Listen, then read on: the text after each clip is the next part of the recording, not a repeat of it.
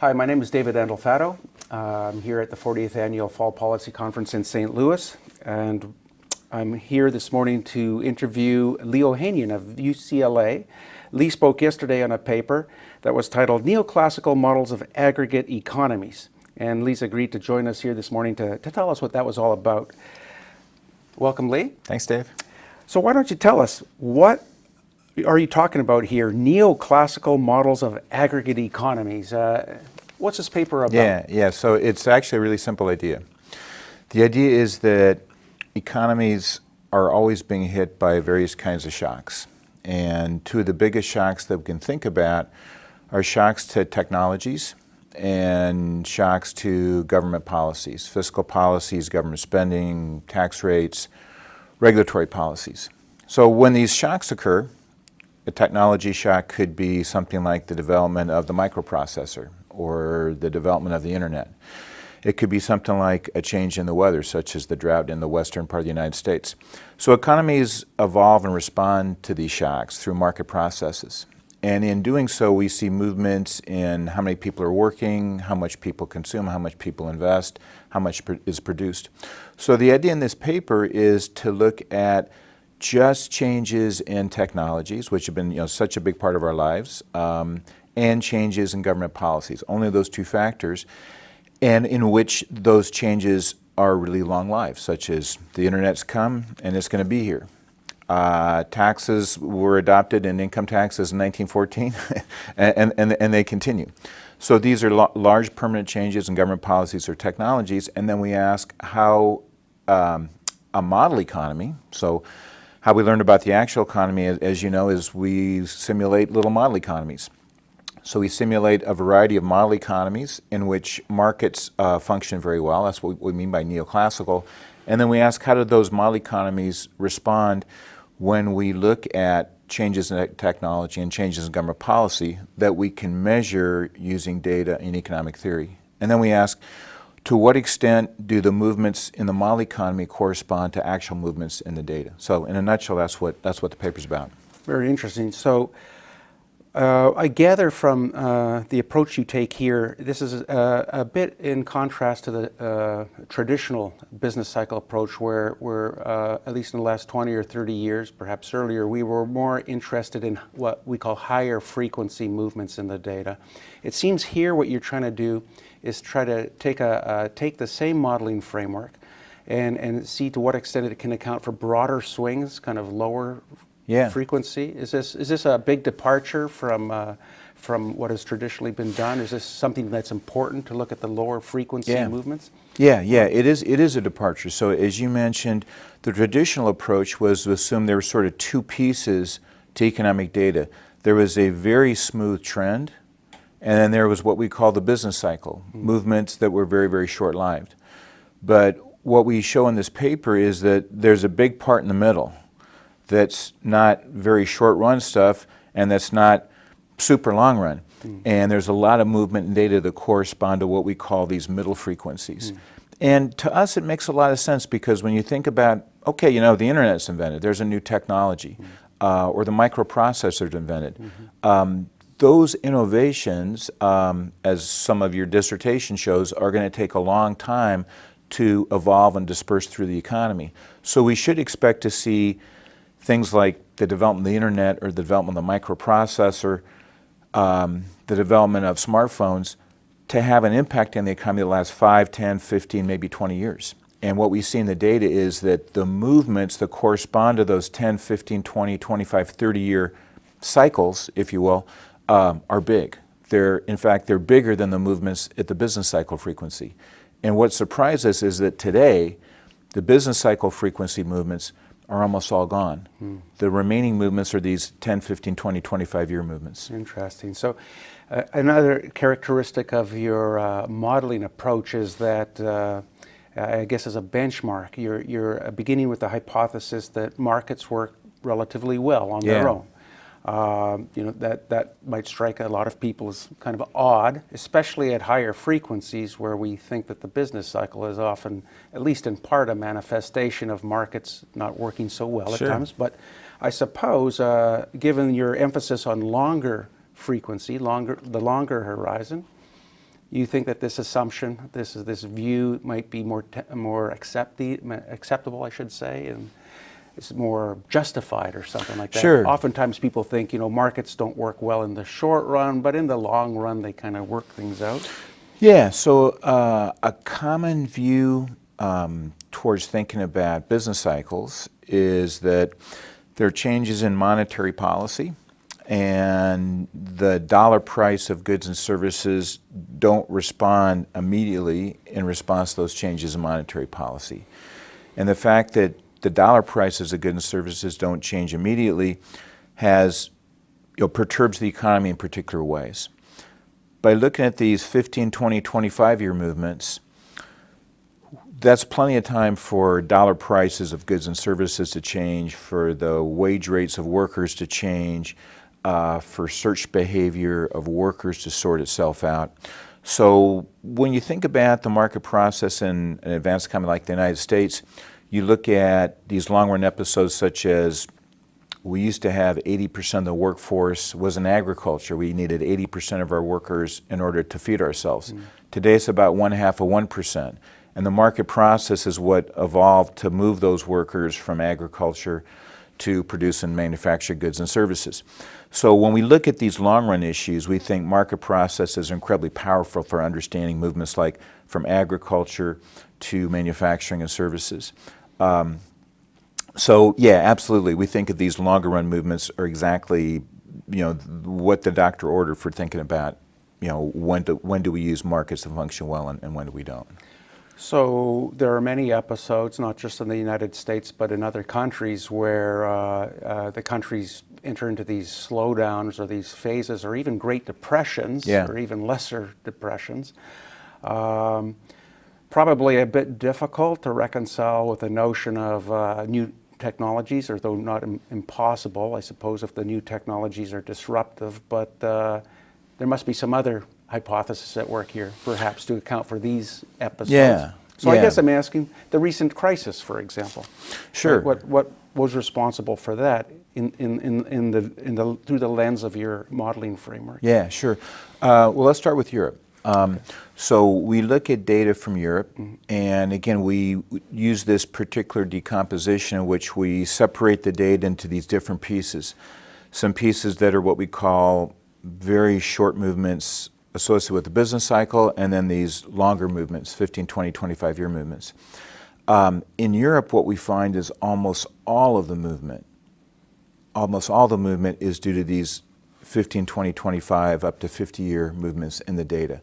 There's hardly any movement whatsoever from what we would call the business cycle, when we think that's where monetary policy may be the most important. That's where markets that don't work perfectly, such as wages or prices that don't adjust instantaneously, are going to be relevant. In Europe, you see none of that. It's all these long swing movements. And when you combine that statistic with the fact that many European countries, including Spain, France, Germany, Italy, they've had almost no productivity growth in the last 35 years. And that's a remarkable fact, because you think, internet, microprocessor, all of these things that have transformed our lives, the capital and labor of those European countries is really no more productive today than it was 35 years ago, which is an amazing statistic. So I think what may be going on there is that Europe has adopted a lot of regulations, a lot of restrictions that actually, ironically, make markets work, less efficiently. Restrictions on labor and labor mobility, and hiring restrictions and firing restrictions. Venture capital is very difficult to access in Europe. A lot of regulation protects incumbent businesses at the expense of entrants. A great example is in France. France banned Amazon from free shipping. So we have Amazon Prime, and we click on the thing and we get the thing in 2 days, and there's no shipping charge. You can't do that in France. Why is that? The local bookstores lobbied the French government, said, hey, we can't compete. So France passed a law saying, okay, Amazon, you can't have free shipping. So you see lots of these regulations in Europe. And there's some research I'm doing with Jesus Villaverde, who's the University of Pennsylvania, we're looking at this issue. So what I conjecture is that these types of government policies that impede and suppress the competitive forces, which are so important in a market economy, is responsible for why productivity growth has been so low in Europe. And when viewed through that lens, Europe, the crisis in Europe almost looks like a manifestation of what's been brewing for a long, long time. We look at it and say, there's this debt crisis and Greece owes all this money. Yeah, but that didn't kind of come out of nowhere. I think that's been a long time brewing. So your model ascribes absolutely no role to financial market frictions, debt overhang. Yeah. I mean, I understand oftentimes we abstract in our models Sure. to kind of get at what we think are kind of more important forces. But do you think that, I guess in light of the evidence, say by Carmen and Reinhardt, who kind of suggest that following major financial crises, economies stagnate for quite a bit of time, there's an effect through deleveraging and things like that. Would it be fair to say that your model is identifying kind of different forces at work that account, that it has either nothing or very little to do with debt deleveraging or financial market frictions? Yeah, so the model we have as of now is one in which financial market imperfections, debt deleveraging is not playing a role. You're absolutely right, it identifies different forces, and identifies forces that are moving in big ways that economists and policymakers haven't discussed that much, and one of which is that productivity growth, which is really what this model is all about, has been slowing down for a long time. Yeah. And productivity growth seems related to entrepreneurship activity in startups. If I can have a moment, if you think about job creation in the United States in an average year, not a recession, but in an average year, if you just mechanically take away the startups and add up all the jobs created and all the jobs lost, startups aren't losing any jobs by definition. In an average year, the U.S. economy loses jobs just from all the incumbents. And if you look at gross job creation, startups and rapidly growing young businesses account for about 60% of job creation. So that's kind of really where the action is in terms of a growing economy like ours typically is. But entrepreneurship rates are down 35% today relative they were in the 1980s. So, I think in the U.S., a lot of what was going on in the financial crisis, I don't think it's just like we snapped a finger and suddenly, Lehman Brothers came down and we had the problem with AIG, and then, all heck broke loose. I think things were brewing in the economy before then. And that's not to say those issues were unimportant, but the longer our economy continues to be below its pre-2007 trend, and it hasn't made much, if any, recovery whatsoever to that trend, I think the Great Recession is going to fade out of view, and the big question is going to be, why aren't we recovering? It's been 7 years now, and productivity growth is 0.9% as opposed to 2.5% average. Employment population rate, as you know, is way, way down. So this is it a bit of a tough sell for people out there? I mean, your model emphasizes productivity, and I think most people out there would accept that productivity movements influence the longer term movements of the economy. But people must come up to you and ask you, are you really serious? Do you really believe that it was a productivity event or accumulation of the development of either sectoral or aggregate productivity that was somehow responsible, perhaps in conjunction with a set of government policies that was responsible or could account for the recent Great Recession, the financial disruptions, and everything that the Fed worries about and government policymakers worry about really suggests that they truly believe something's still amiss in terms of financial markets. Yeah. Do you find? Do people think you're crazy? How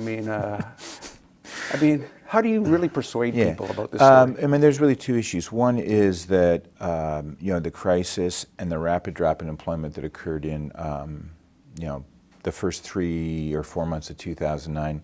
Yeah, other things are going on, absolutely.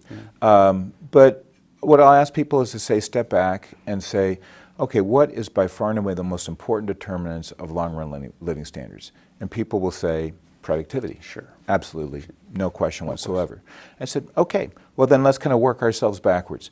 How about it, kind of at 30-year levels, productivity. So then we can kind of have that conversation, and then at some point you're going to say, well, okay, productivity is important. It's always important. Maybe it's more important at 10 and 20-year horizons than 1 or 2 year horizons, but it's there. And then I'll tell people, let's take a look at what's happening to information technology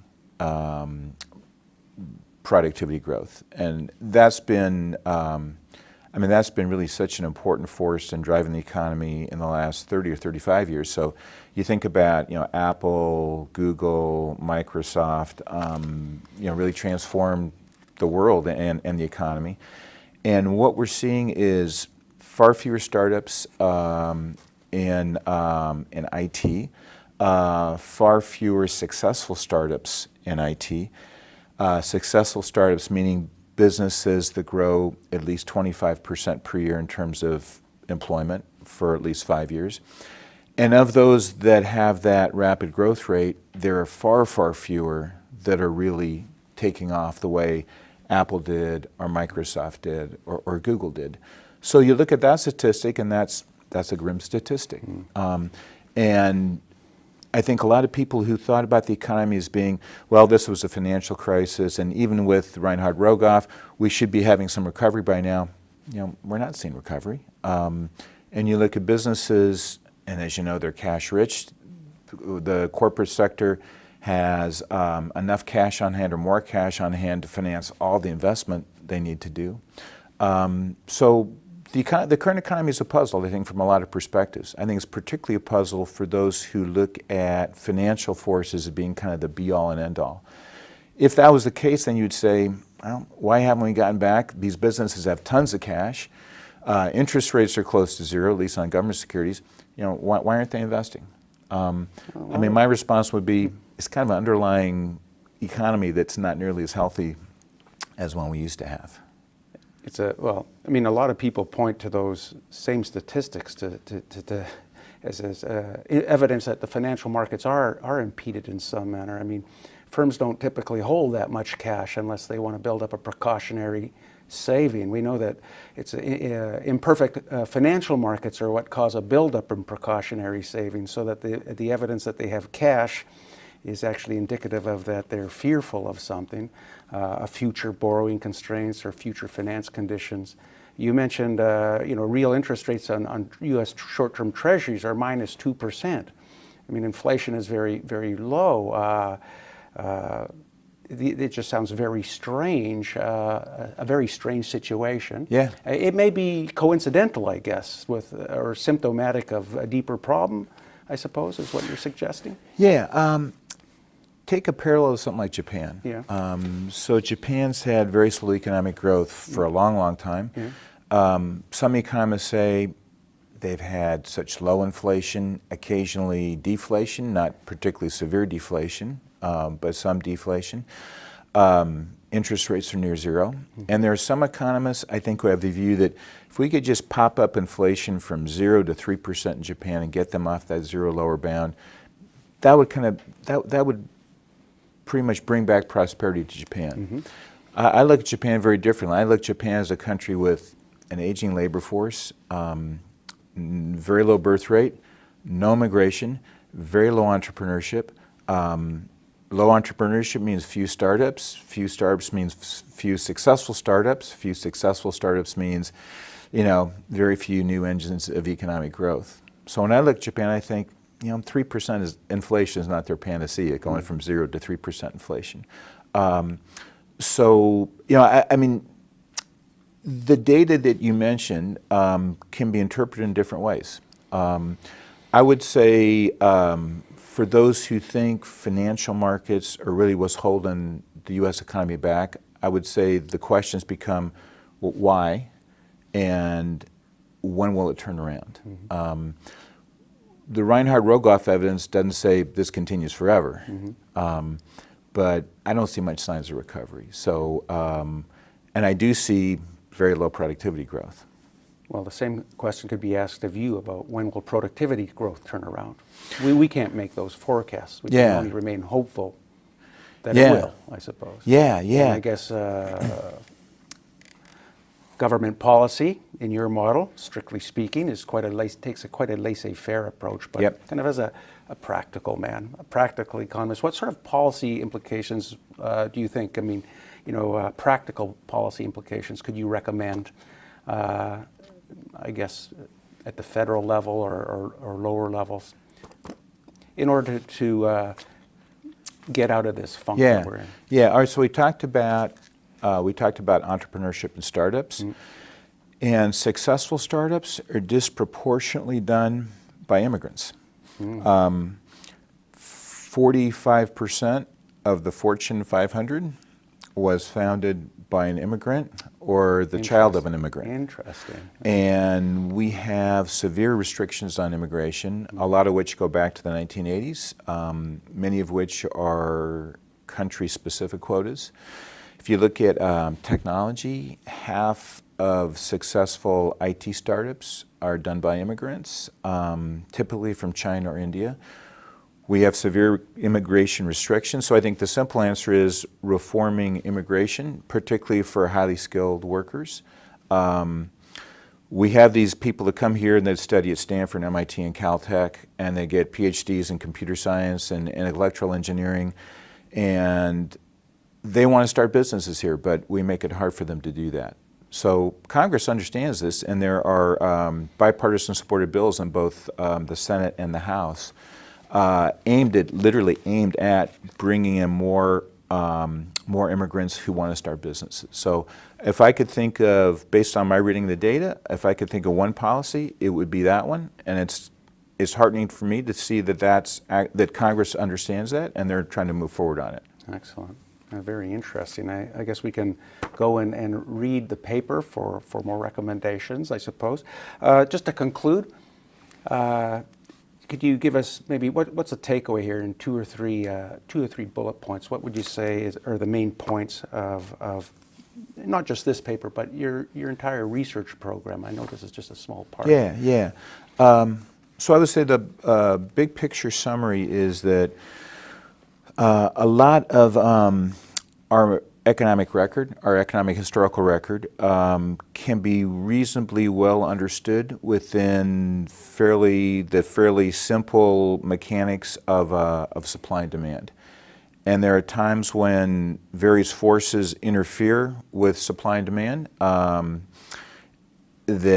sometimes forces that depress output or that depress competition, which results in depressing output and trade between people. And there are some government forces that might impede productivity growth, such as restrictions on immigration of highly skilled workers. So we can learn a lot about our economic record in terms of its success and its limitations based upon, I think, a careful reading of the historical record of economic policies. And we can put those through the lens of pretty simple economic models and learn a lot about that. Very good, but I'm going to ask just one question. Yeah. Is there a role for government in any dimension in terms of doing good things? Sure. Promoting, not just promoting growth by removing restrictions that they've imposed, but perhaps, I don't know, infrastructure spending or whatever. What in your view, I know it's not in the model, but I'm just curious to know what your thoughts are. Yeah, so if you went back to President Obama's American Recovery and Reinvestment Act, so a part of that was for infrastructure investment. And the president talked about shovel-ready projects, and there's not so many shovel-ready projects at any point in time. And only about 3% of the ARRA went towards infrastructure investment. Now, you look at the American Society of Civil Engineers, they grade the country's infrastructure every year. The grade they give it is D. Okay. So you think about all the resources we have in this country, our infrastructure is crumbling. So massive investment in infrastructure, I think, based on what civil engineers think about how adequate our bridges and airports and roads are, I think would be called for. And government plays an incredibly important role in trying to make sure the playing field is level. and in trying to make sure that we have competitive markets. And a lot of what I think people sometimes worry about, or they look at Washington, is they say, hey, you know what? That industry or that guy is getting a subsidy or benefit, and I'm not getting that subsidy or benefit. So I think governments that level the playing field, enhance competitive forces, those are important, really important things for governments to do. Very good. Excellent. Very interestingly. Thank you so much for taking the time to My pleasure, speak Dave. with us today. And enjoy St. Louis and Great. the rest of the conference. Okay. Thank you very much.